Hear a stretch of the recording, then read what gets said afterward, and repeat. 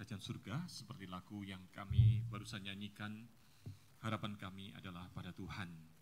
Kami rindu ya Tuhan, dengan sikap iman yang seperti ini, kami menghampiri hadirat Tuhan di sore hari ini, di malam hari ini, untuk menyadari, untuk mengingat, meyakini bahwa benar Tuhan adalah harapan kami, dan mengetahui janji firman Tuhan untuk kami, supaya dalam harapan yang kami miliki, kami semakin teguh beriman, menjadi murid Tuhan yang setia sampai akhir.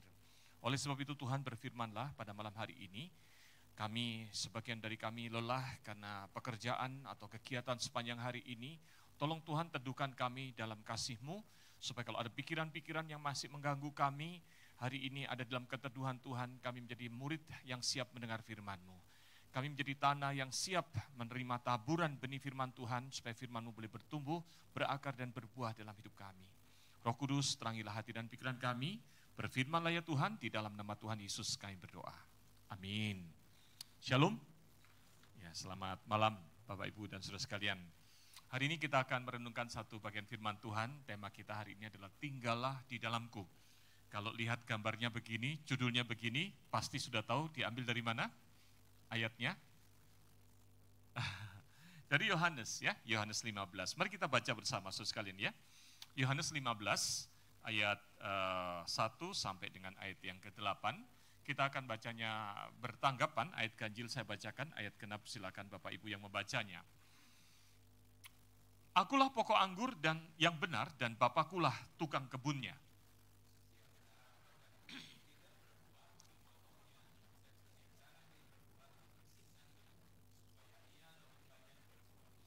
Kamu memang sudah bersih karena firman yang telah kukatakan kepadamu.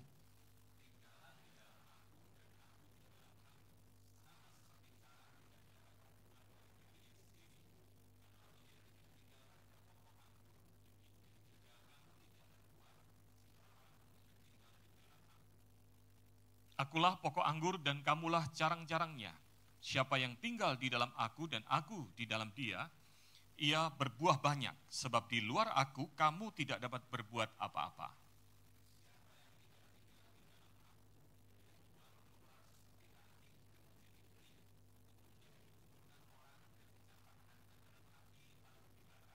Jikalau kamu tinggal di dalam aku dan firmanku tinggal di dalammu, kamu mintalah apa yang kamu kehendaki, maka akan diberikan kepadamu.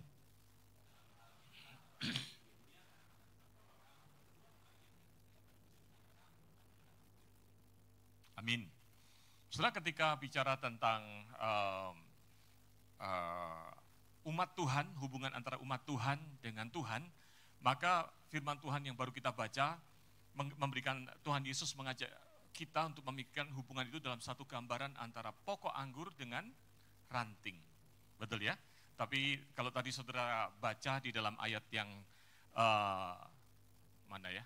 Ayat yang kelima misalnya ya.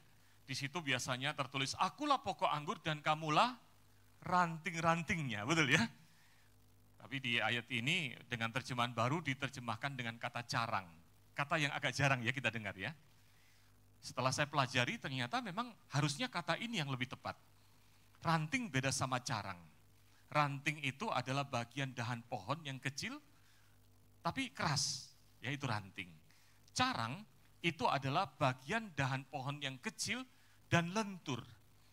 Dan memang di dalam bahasa aslinya, bahasa Yunani, digunakan satu kata yaitu klema. Kata klema itu adalah kata yang memang cocok biasa digunakan untuk menggambarkan sulur dari pohon anggur. Jadi pohon anggur itu dahannya itu ada dahan kecil yang merambat, bukan merayap. Nah itulah yang disebut dengan klema. Saudara, kemarin kita mendengarkan debat tentang food estate. Nah sekarang coba kita lihat gambar ini deh, daripada bayangin jagung atau singkong. Nah supaya saudara dapat gambaran seperti apa sih pohon anggur itu, seperti apa sih yang disebut dengan klema itu. Saudara, klema itu adalah dahan yang kecil, bukan dahan ya, satu carang yang kecil, ranting yang kecil dan lentur dan menjalar. Dan pohon anggur itu seperti ini, dia tanaman rambat. Ya, jadi dia merambat. Dan petani anggur biasanya tidak membiarkan pohon anggur itu merambat di tanah. Dan dia akan ditarik ya ke atas pakai kayu, lalu diberikan teralis. Tujuannya apa?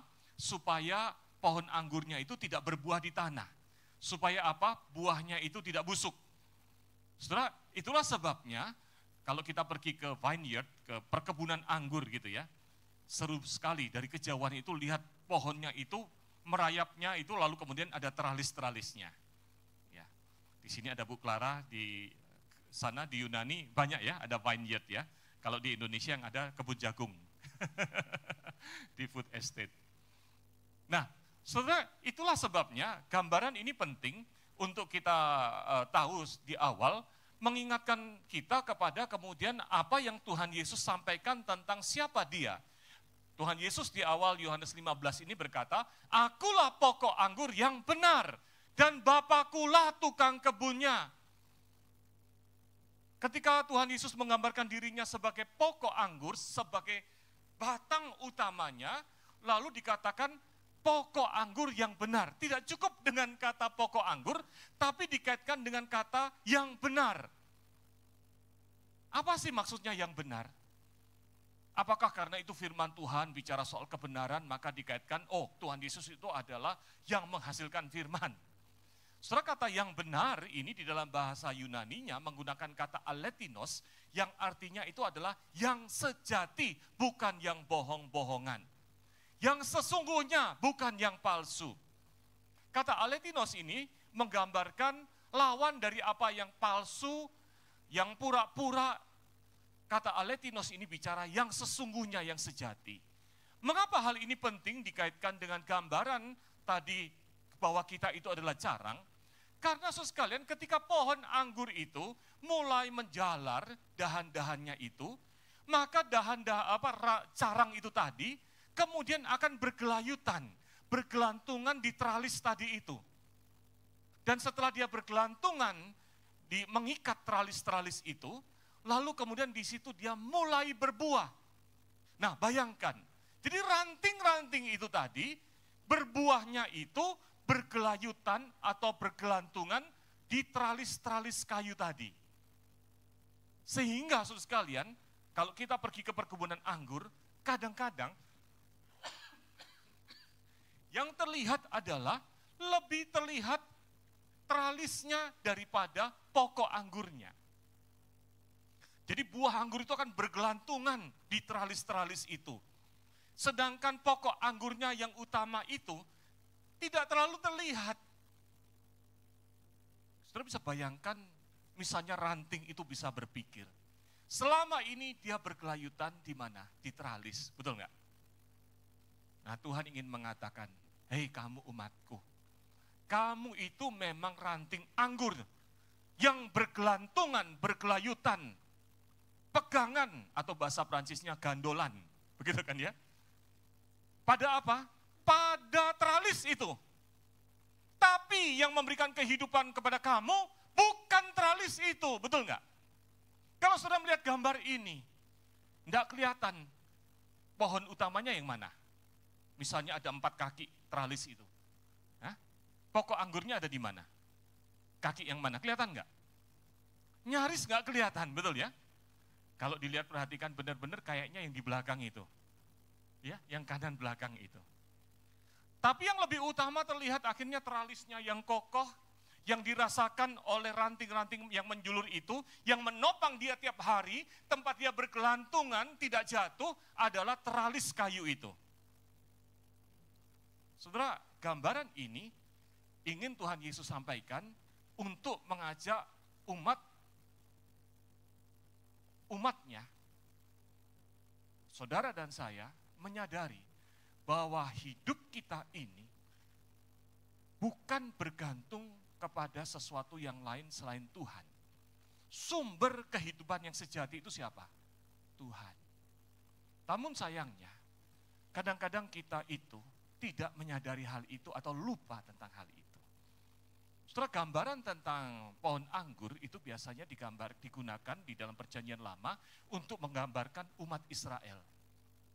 Tapi kalau kita lihat sampai pada zaman Tuhan Yesus, umat Israel menampilkan diri sebagai umat Tuhan yang bergantung pada siapa? Pada dirinya sendiri. Ahli Taurat orang Farisi, dia bergantung pada kebenaran dia sendiri. Kayaknya rohani, tapi dia ingin mengatakan bahwa yang menjadi kebenaranku adalah apa? Kewajiban agamawiku. Sehingga dia menjadi congkak dan sombong rohani. Betul ya? Yang menjadi andalanku untuk hidup sehari-hari apa? Bukan Tuhan. Pekerjaanku, hidupku. Saudara, kadang-kadang kita pun juga berpikir seperti itu tanpa sadar. Seharian ini ketika saudara bekerja, yang saudara pikirkan apa? Inilah sumber penghidupan tempat aku bergantung. Betul enggak? Kalau kita tidak sadar, saudara sekalian, sehari-hari yang kita kejar, yang kita lakukan, mencari uang, perusahaan kita adalah tempat saya bergelantungan. Betul enggak? Jabatan saya adalah tempat saya mengandalkan diri saya. Kita lupa, saudara sekalian, bahwa sumber kehidupan, sumber berkat itu adalah siapa? Tuhan. Maka poin pertama ini penting untuk kita renungkan di malam hari ini. Ketika bicara tentang tinggallah di dalamku melalui ayat ini, ketika Tuhan mengatakan akulah pokok anggur yang sejati, maka Tuhan ingin mengatakan kepada kita sekalian, mari kita baca 1, 2, 3. Bergantunglah sepenuhnya kepada Tuhan yang adalah sumber kehidupan sejati kita, bukan kepada sesuatu yang palsu atau sementara. Amin. Ketika kita bekerja, sadari bahwa di balik berkat atas pekerjaan itu, bukan pekerjaan itu yang menjadi sumber berkatnya. Amin. Perusahaan kita, kantor kita, jabatan kita, karir kita, bukan sumber kehidupan, bukan sumber berkat. Itu dipakai oleh Tuhan. Nah, di sini menarik. Ketika Tuhan Yesus menggambarkan dirinya sebagai pokok, lalu mengatakan apa? Bapakulah pekerja kebunnya. Pekerja kebun itu apa yang dilakukan oleh pekerja kebun anggur? Dia bikin tralisnya. Ya, kayu tadi itu. Lalu kemudian ketika anggurnya mulai rantingnya, yang carang yang menyulur tadi itu mau kemana-mana, dia arahkan nempel di kayu itu. Supaya terus menjalar di kayu itu. Tahu ini loh tempat kamu, tempat yang dipersiapkan oleh pekerja kebun itu untuk kamu bergelantungan. Tuhan menyediakan pekerjaan. Saudara diberikan latar belakang pendidikan, kepandaian, dan sebagainya. Semuanya adalah seperti Allah itu menyiapkan bagi saudara teralis kayu itu. Saudara seperti carang anggur yang lunak tadi itu, mengikuti yang Tuhan buatkan itu. Lalu saudara bergelantungan di kayu itu. Sehingga dalam kepandaian saudara, saudara bisa bekerja. Di dalam keahlian saudara, saudara bisa bekerja di perusahaan itu dan bisa mendapatkan penghasilan. Tapi jangan lupa, sumber kehidupannya, sumber berkatnya adalah dari pokok anggurnya, bukan dari kayu tralisnya. Amin? Nah kalau gitu, jangan pernah bergantung pada pekerjaan saudara, betul enggak? Bergantungnya sama siapa? Sama Tuhan. Saudara, kadang-kadang bahkan ada orang-orang yang tahu bahwa pekerjaan itu adalah pekerjaan yang kurang baik, tapi takut meninggalkan pekerjaan. Kenapa? Habis ini sumber penghasilan saya. Padahal saudara sekalian, sumber penghasilan itu berkatnya dari Tuhan. Saya pernah membimbing orang yang mengalami pelecehan seksual di tempat pekerjaannya oleh atasannya. Dan lama, bertahun-tahun. Lalu kemudian akhirnya ya konseling. Lalu saya tanya, lah kok kamu bertahan di situ? Kenapa enggak keluar aja, betul enggak? Sudah pinter, sarjana, mengalami pelecehan, masih bertahan di situ. Kan bisa bekerja tempat lain. Dia bilang, saya susah. Kenapa? Karena saya butuh uang, keluarga lagi butuh uang. Ya udahlah, saya tabah-tabahin. Loh, kok tabah-tabahin? Saudara, menganggap bahwa pekerjaan itu adalah satu-satunya sumber berkat, sampai dilecehkan pun enggak apa-apa. Ada orang-orang yang pekerjaannya tahu bahwa ini pekerjaan enggak benar ini. sering tipu, ada korupsi dan sebagainya. Tidak berani menyuarakan kebenaran. Kenapa? Takut nanti dipecat. Takut nanti nggak dipakai lagi. Saudara, kalau saudara bersikap seperti itu, kalau kita bersikap seperti itu, maka kita menyangkali kebenaran, kita kompromi. Kenapa? Karena kita takut tidak bisa hidup. Sama aja, kita itu sebetulnya menganggap bahwa pekerjaan kita itulah sumber kehidupan kita. Tuhan mengatakan, bukan begitu. Kayu teralis itu memang adalah tempat bergelantungan, tapi bukan tempat bergantung. Sekali lagi, tempat bergelantungan, tapi bukan tempat bergantung untuk kehidupanmu. Kehidupanmu adalah dari Tuhan. Amin. Saudara, indah sekali ayat ini. Makanya kemarin hari Minggu, jadi berseri ini khotbahnya, betul ya. Hari Minggu kemarin kita diingatkan tentang bagian dari doa Bapa kami. Mari kita baca bersama ayat 11, Matius 6, 1, 2, 3. Berikanlah kami pada hari ini makanan kami yang secukupnya. Amin. Saudara, kalimat ini sederhana. Berikanlah kepada kami makanan kami yang secukupnya. Itu arton epiusion. Ya. Arton atau artos itu roti, epiusion itu atau epiusios kata dasarnya itu. Kemarin pendeta Castelia mengatakan itu kata yang susah dicarinya. Nah, saudara, sebenarnya ada menarik karena arkeolog kemudian menemukan ada kata itu di dalam secari kertas. Dan secari kertas itu bukan Alkitab. Tapi secari kertas itu adalah kertas belanjaannya ibu-ibu. Nah, itu menarik itu kalau kita belajar di arkeolog. Jadi epiusios itu akhirnya ketahuan artinya apa. Epiusios itu adalah kertas belanjanya ibu-ibu. Jadi waktu ibu-ibu mau belanja, sekarang nyatetnya di mana? Bu Foni belanja, kalau mau belanja nyatetnya di mana? Di sini atau di, mungkin pakai HP. Gitu ya. Pakai kertas gitu ya. Nah, judul belanjanya, hari ini belanja apa? Nah, itu epiusios. Belanja sehari-hari. Lalu isinya daging, beli apa dan sebagainya. Jadi arton epiusion itu adalah roti sehari-hari. Karena memang orang hari itu di sana, di Timur Tengah sana, adalah makan roti tiap harinya. Kalau di Indonesia, mungkin doanya akan berubah begini. Berikanlah kepada kami pada hari ini nasi secukupnya. Karena makannya nasi, betul nggak? Kalau yang tinggal di Glodok, dulu saya tinggal di daerah Mangga Besar, maka berubah menjadi berikanlah kami pada hari ini mie yang secukupnya. Atau bubur yang secukupnya, gitu ya. Karena sehari-harinya makan itu. Itu yang disebut dengan arton epiusion. Ini adalah hal yang praktis. Tujuan Tuhan mengajarkan ini untuk mengajarkan tentang sadari kebergantunganmu pada Tuhan yang maha mulia. Bapa kami yang di surga itu. Amin. Kadang-kadang kita itu tidak menganggap kita itu bergantung sama Tuhan. Lupa. Kita bergantung pada kepandaian kita. Bergantung pada pekerjaan kita, usaha kita. Saudara, William Barclay berkata begini, permohonan itu mengakui dengan tegas bahwa dari Allah lah kita menerima makanan yang sangat kita perlukan untuk menopang dan mempertahankan hidup kita. Mungkin karena saya dahulu miskin. Ya kadang kaya, kadang miskin gitu keluarga kami dulu. Jadi naik turun kehidupan ekonominya dan banyak turunnya daripada naiknya. Saya pernah cerita beberapa tahun yang lalu gitu ya, sering kalau saya khotbah di sini kadang-kadang saya ceritakan. Kami itu dalam keadaan yang miskin, papi mami itu begitu hikmatnya mengelola makanan ya, mami khususnya. Selain pendoa yang baik, masaknya juga enak. Bahkan ketika miskin nggak ada uang, mami pinter mengelola makanan. Nah, kalau lagi ada uang, setiap kali ada kelebihan nasi, maka dijemur di atas genteng, disimpan di kaleng. Jemur lagi, simpan, terus dikoleksi. Begitu nanti nggak ada uang, taunya nggak ada uang apa? Nggak ada uang itu kalau doanya mami panjang. Mami papi saya kalau doa pagi hari jam 3 pagi sudah bangun berdoa sampai jam 5. 2 jam.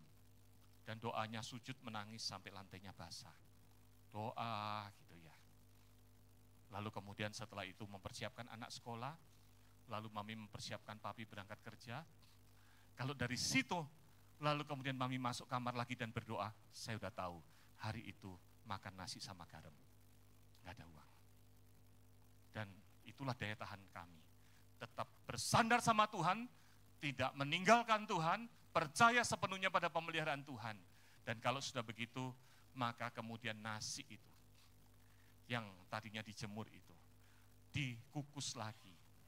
Lalu dikasih garam, kalau ada uang beli kelapa diparut, enak banget menurut saya.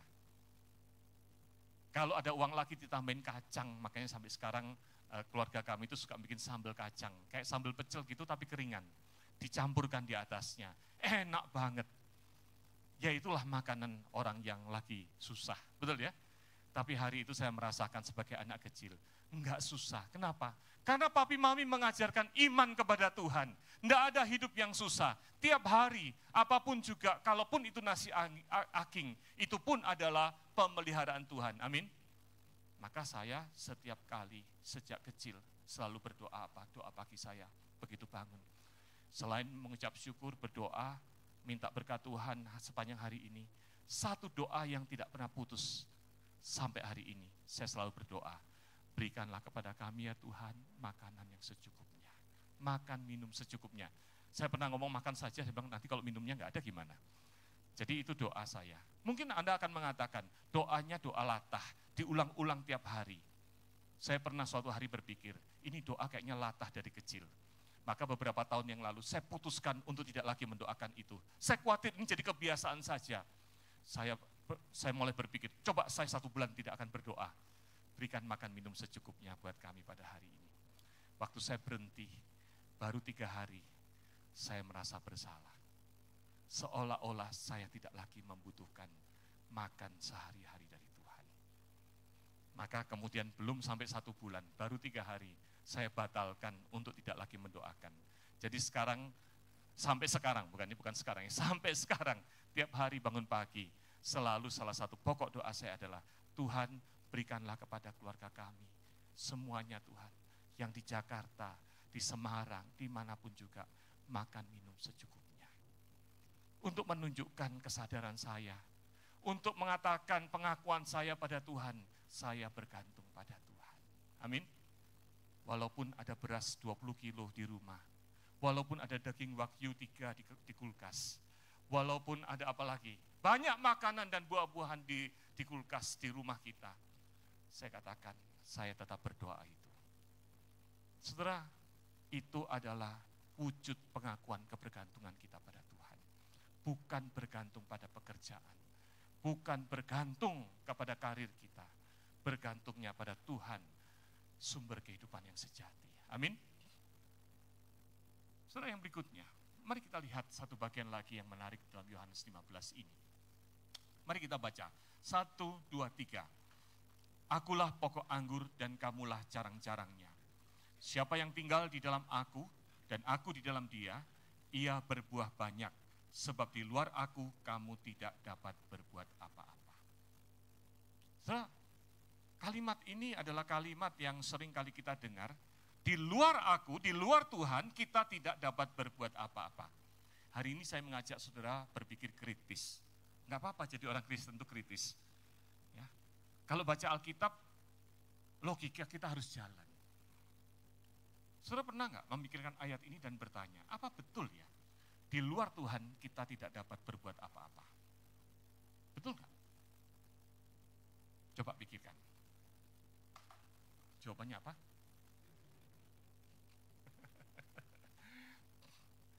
Ayo, coba saudara bisa jawab nggak? Benarkah bahwa di luar Tuhan kita tidak dapat berbuat apa-apa? Benar nggak? Yakin? Kalau saudara tidak saat teduh selama 1 bulan, tidak pernah berdoa selama 1 bulan, doa pagi, doa makan, doa siang, doa tidur, saudara tidak lakukan selama 1 bulan deh gitu.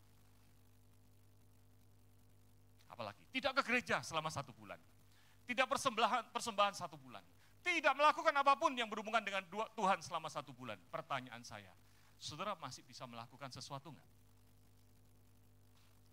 Halo? Jujur saudara, masih bisa masak? gendong anak. Wanita adalah yang paling multitasking. Udah jadi wanita karir pun pulang masih ngerawat anak, masak, nyuci, dan sebagainya. Betul ya? Sepanjang hari ini tadi, saudara, pagi tadi saat teduh enggak? Berdoa enggak? Kalau di antara saudara ada yang lupa, hari ini masih jalan enggak pekerjaan saudara? Bapak-bapak yang hari ini bekerja, mencari nafkah dan sebagainya. Pertanyaan saya, kalau 1 bulan tidak berdoa, tidak fungsian, tidak ke gereja, tidak baca Alkitab, masih bisa bekerja enggak? Masih bisa. Masih bisa pelayanan enggak? Menyambut jemaat, bisa?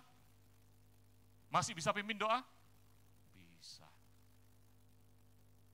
Apalagi pertanyaannya, misalnya pendeta deh, 1 bulan enggak berdoa, enggak baca Alkitab, enggak saat teduh, enggak ke gereja, masih bisa enggak berkhotbah?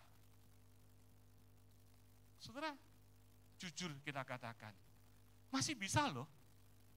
Bahkan kalau kita extend lebih luas, orang yang tidak mengenal Tuhan, masih bisa enggak bekerja? Masih bisa nggak melakukan kegiatan-kegiatan yang bermakna buat masyarakat? Bisa nggak? Bisa. Nah kalau gitu ayat ini bicara apa? Gitu. Ayat ini bicara apa? Nah ini di sini letak kritisnya yang perlu kita pikirkan. Saudara, kalau kita lihat di dalam Yohanes 15 ayat yang kelima ini, akulah pokok anggur dan kamulah carang-carangnya, siapa yang tinggal di dalam aku dan aku di dalam dia, ia berbuah banyak, sebab di luar aku kamu tidak dapat berbuat apa-apa. Kata berbuat ini di dalam bahasa Yunaninya menggunakan kata poieo. Wah susah ini, mesti tanya sama Bu Clara ini, bacanya gimana? Poieo gitu ya. Saudara, kata di dalam bahasa Yunani koine, Yunani kuno, selain kata poieo untuk bicara kata berbuat atau membuat, itu juga ada kata lain yaitu praso. Nah, menarik untuk dipelajari, ada perbedaan kata antara poieo dan praso.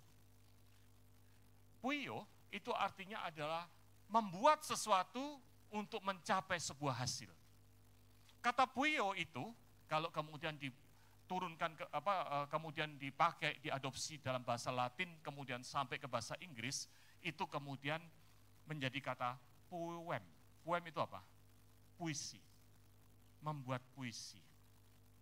Bukan sembarang nulis, tapi membuat sesuatu yang indah. Sedangkan praso, kata praso itu artinya adalah ya sekedar membuat sesuatu.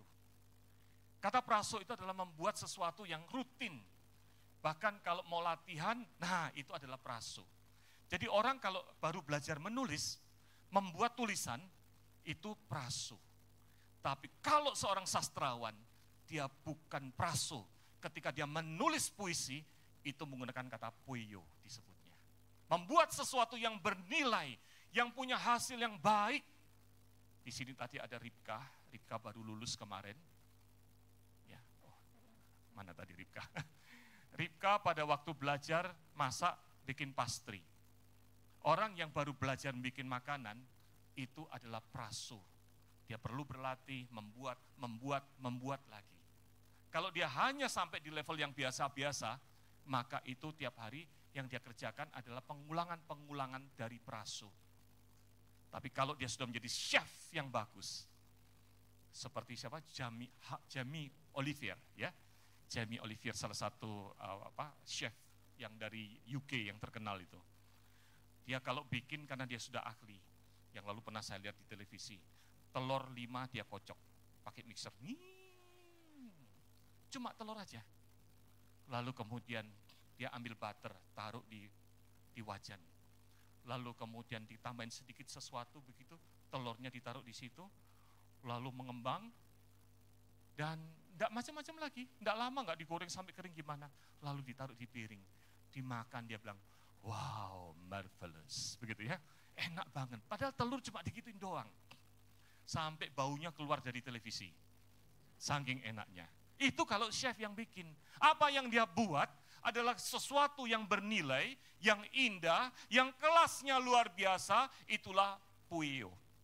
Dan ketika firman Tuhan berkata, kamu tidak dapat berbuat apa-apa di luar aku, yang digunakan adalah kata itu. Artinya apa? Kalaupun kita tidak hidup di dalam Tuhan, kita masih dapat berbuat sesuatu. Tapi itu bukan poieo. tapi itu adalah praso, sesuatu yang rutin, sesuatu yang tidak bernilai. Saudara, hal ini mengingatkan kita kepada satu doktrin penting di dalam iman Kristen, yaitu total depravity, kehancuran total, kerusakan total. Dosa membuat manusia mengalami kerusakan total. Bukan berarti manusia tidak dapat berbuat sesuatu. Manusia dapat berbuat sesuatu dalam hidup ini, untuk hidup sehari-hari. Tetapi apa saja yang dibuatnya tercemar oleh dosa. Manusia yang berdosa tidak dapat melakukan kebajikan sejati. Apa itu kebajikan sejati? Kalau kita baca di dalam Katekismus Heidelberg, kebajikan sejati itu adalah satu keperbuatan yang bersumber pada iman yang benar. Perbuatan yang dilakukan menurut hukum Allah dan perbuatan yang memuliakan Tuhan. Orang yang berdosa, orang yang tidak hidup dalam Tuhan tidak dapat melakukan itu. Itulah yang sebenarnya ingin dikatakan oleh Tuhan Yesus. Di luar aku, engkau bisa kayaknya berbuat, tapi bukan berbuah. Engkau dapat melakukan sesuatu, tapi tidak dapat memuliakan Tuhan. Engkau dapat melakukan sesuatu yang tampaknya di dunia ini bernilai, tapi maaf, tidak bernilai di hadapan Tuhan. Sesuatu yang bukan buah, sesuatu yang cuma tempelan, sementara, dan tidak artinya berguna. Saudara lihat pohon ini pohon apa sih sebetulnya? Hah? Coba, di sini ada ahli agronomi? Ya, insinyur pertanian saya ya. Ini pohon apa coba kira-kira? Pohon kelapa? Berbuah semangka? Berbuah apa itu? Nangka, pisang, salak. Kira-kira sebetulnya pohon aslinya pohon apa? Pohon kelapa gitu ya. Lalu buah yang lain tempelan. Saudara, kalau kita hidup di luar Tuhan, kita dapat berbuat sesuatu. Tapi itu bukan buah yang disebut dengan puio itu. Perbuatan yang dalam kebajikan yang sejati itu. Tidak bernilai di hadapan Tuhan. Hidup kita habis sia-sia untuk buah-buah tempelan yang tidak bernilai kekal. Kita capek seharian untuk sesuatu yang tidak bernilai. Saudara, jangan menipu diri dengan buah palsu kesuksesan yang kita capai. Kita merasa yang penting hidup ini sudah bernilai. Kalau tidak bernilai di hadapan Tuhan gimana? Atau kita merasa yang penting saya sudah melakukan kewajiban agamawi. Orang Farisi, ahli Taurat melakukan itu.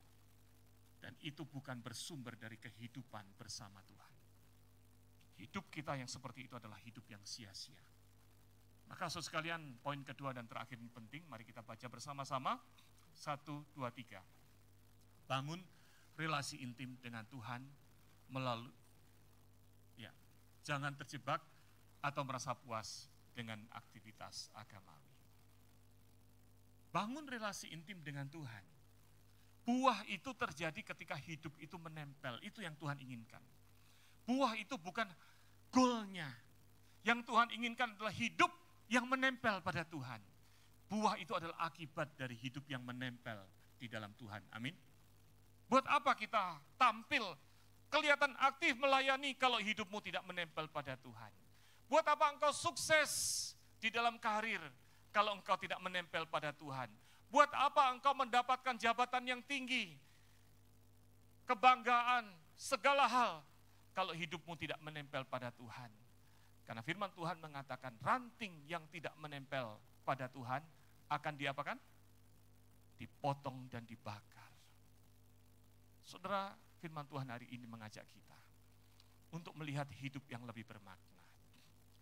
Yang menarik di dalam ayat 7 dan 8 dikatakan begini, jikalau kamu tinggal di dalam aku, hidup dalam keintiman dengan aku, dan firmanku tinggal di dalam kamu, mintalah apa saja yang kamu kehendaki, maka akan diberikan kepadamu. Amin. Saudara, Tuhan ingin memiliki relasi yang intim dengan Anda.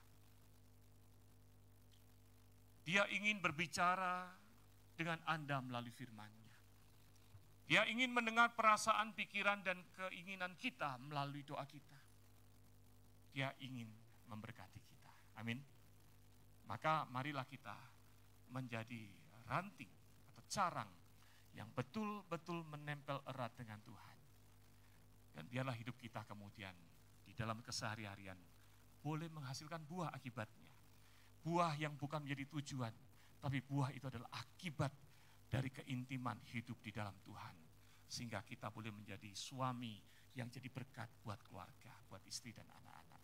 Menjadi istri yang jadi berkat buat suami dan anak-anak. Menjadi pekerja yang jadi berkat buat perusahaannya. Menjadi anggota jemaat yang menjadi berkat satu dengan yang lain. Menjadi warga masyarakat yang apa yang dilakukan boleh menjadi saluran berkat Tuhan bagi sekitar. Amin. Mari kita berdoa. Dalam sikap berdoa, mari kita renungkan firman Tuhan yang barusan kita dengarkan. Apa yang menjadi tempat engkau bergantung? Siapa atau apa yang menjadi tempat engkau bergantung? Apakah itu pekerjaanmu? Ataukah keluargamu? Kita diajar malam hari ini oleh firman Tuhan untuk menyadari yang lebih utama. Bergantung kepada Tuhan, sumber kehidupan yang sejati.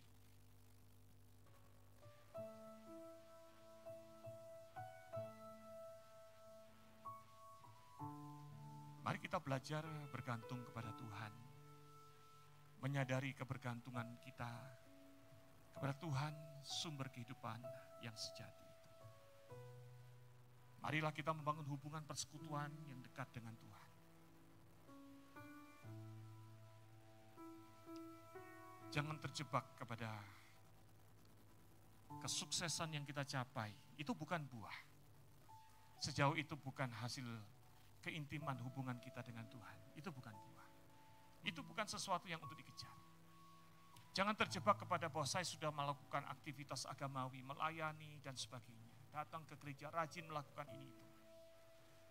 Hal itu bukan buah, sejauh itu bukan dihasilkan dari hubunganmu yang dekat dengan Tuhan. Tapi kalau kita memiliki intim hubungan dengan Tuhan, maka dalam hidup kita, apapun yang kita lakukan boleh menjadi buah.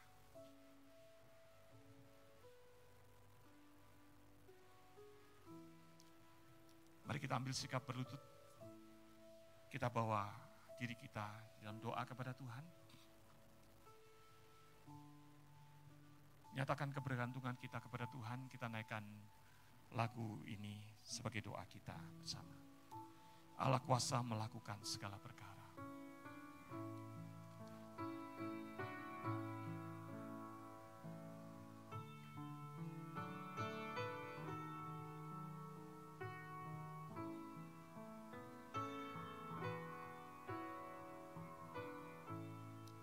Allah kuasa melakukan.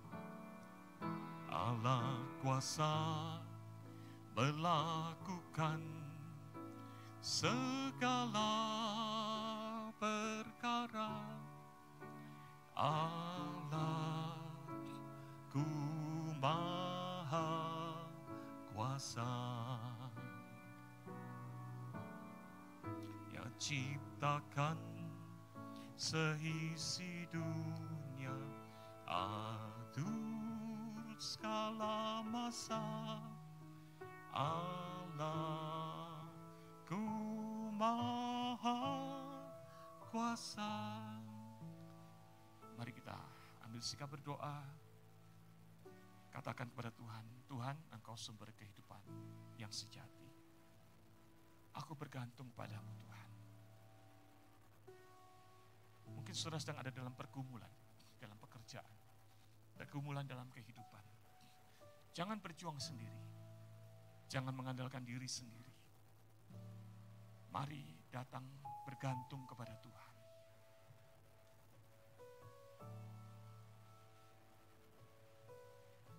Silakan saudara menaikkan doa pribadi di waktu yang tersedia ini.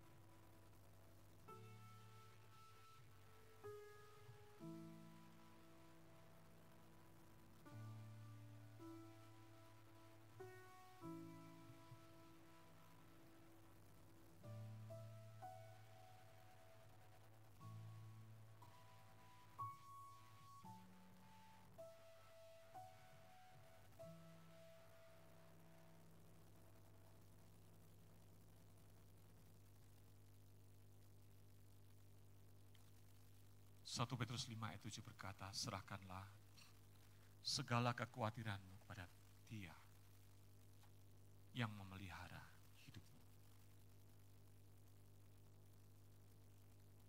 Tuhan adalah sumber kehidupan kita. Allah yang mengasihi saudara. Firman Tuhan di dalam 1 Yohanes 15 ayat yang ke-8 tadi berkata, ayat yang ke-7 berkata,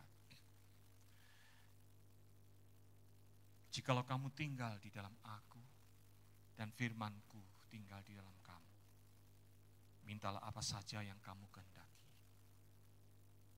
maka akan diberikan kepadamu. Tuhan ingin memiliki relasi yang intim dengan Anda. Dia ingin berbicara dengan Anda melalui firman-Nya. Dia ingin mendengar perasaan, pikiran, dan keinginan saudara melalui doa kita. Dan Dia juga ingin menjawab doa. Dia mau memberkati saudara.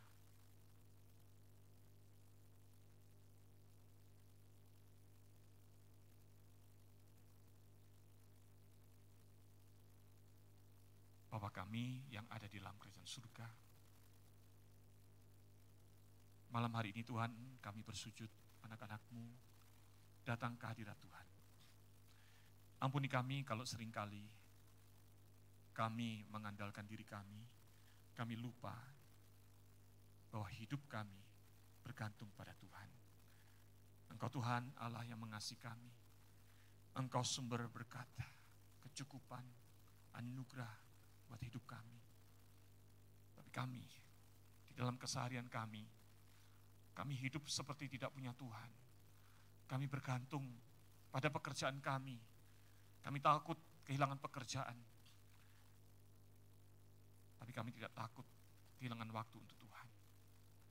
Kami takut untuk pindah pekerjaan yang tempat-tempat yang kami tahu mungkin ada banyak pelanggaran-pelanggaran. Kami mungkin Tuhan sudah memberikan signal untuk memimpin kami ke tempat yang lain. Tapi kami takut masuk ke tempat yang baru. Tuhan, kalau hal-hal itu terjadi dalam hidup kami, mengingatkan kami bahwa kami selama ini lupa mengandalkan Tuhan. Tidak melihat Tuhan sebagai sumber kehidupan sejati kami. Ampuni kami Tuhan. Biarlah malam hari ini Tuhan kami bawa segala pergumulan kami bersandar pada Tuhan. Kami percaya seperti janji firman-Mu untuk menyatakan segala kekhawatiran kami kepada Tuhan. Karena Engkau adalah Allah yang sanggup memelihara kami. Kepadamu Tuhan malam hari ini kami bersandar dan kami serahkan hidup kami ke dalam tangan Tuhan. Di dalam nama Tuhan Yesus kami berdoa. Amin. Mari bangkit berdiri kita naikkan pujian Bapa terima kasih.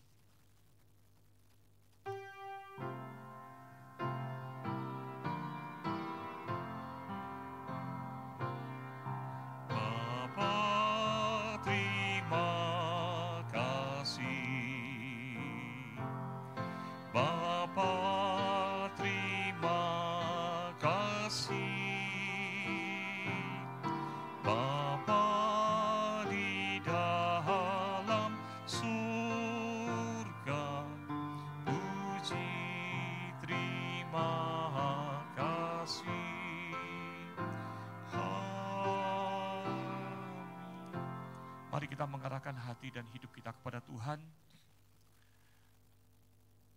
Lanjutkan perjalanan hidupmu kepada Tuhan dengan bersama Tuhan. Jangan takut, jangan gentar. Karena Allah Bapa yang Maha Kuasa dan Maha Kasih. Allah Putra yaitu Tuhan Yesus Juru Selamat kita yang hidup dan yang menang. Dan Allah Roh Kudus sumber penghiburan dan kekuatan. Dengan segala pemeliharaannya menopang hidupmu. Memberikan engkau anugerah dan berkat-Nya hari ini dan sampai selama-lamanya. Amin. Silakan duduk.